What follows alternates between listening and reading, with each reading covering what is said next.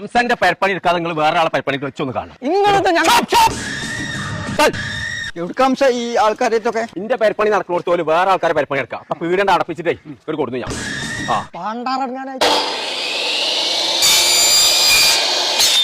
നമ്മളാ ഉസ്മാൻ ഖാന്റെ വീട്ടിൽ കുറച്ചും കൂടി പണി ബാക്കിയുണ്ട്. അത് തീർത്തിട്ട് വന്നു നമുക്ക്. ഹംസന്റെ പെരപ്പണി തീർക്കണേ മുന്നേ ഇവിടുന്ന് പോയിട്ടുണ്ടെങ്കിൽ ആ മിസീൻ മട്ട് കാണാൻ എന്റെ കജ്ജും കാലും ഞാൻ മുഹൂർത്തുകൾ വേറെ ഉണ്ട്. കിട്ടോ എന്ത് പണിയെ കാണിച്ച് നിങ്ങൾക്കുള്ള കഞ്ഞും ചോറും വെച്ച് കാണിച്ച് ഇവിടെ ഹംസന്റെ അവിടെ പണിക്കാം. കുഞ്ഞാർ ഉസ്മാൻ ഖാൻ ഇയാളത്ത് ഗുണ്ടാഴ്ച കാണിച്ചിട്ട് എന്നെ ഇങ്ങോട്ട് കൊണ്ടുവന്നാണ്. ഹംസാന്റെ ഗുണ്ടാഴ്ച നിന്റെ അടുത്ത് നടക്കൂലട്ടോ. ഹംസാക്ക വേണ്ട. നിന്റെ വാപ്പനപ്പം പുതിയപ്പളായി മനസ്സിലായതുകൊണ്ടാണ് ഞങ്ങളെ തല്ലാക്കണം. കിട്ടോ സാധനം കേട്ടോ അത്ത കാട്ടച്ചത് കാണണം. ഓ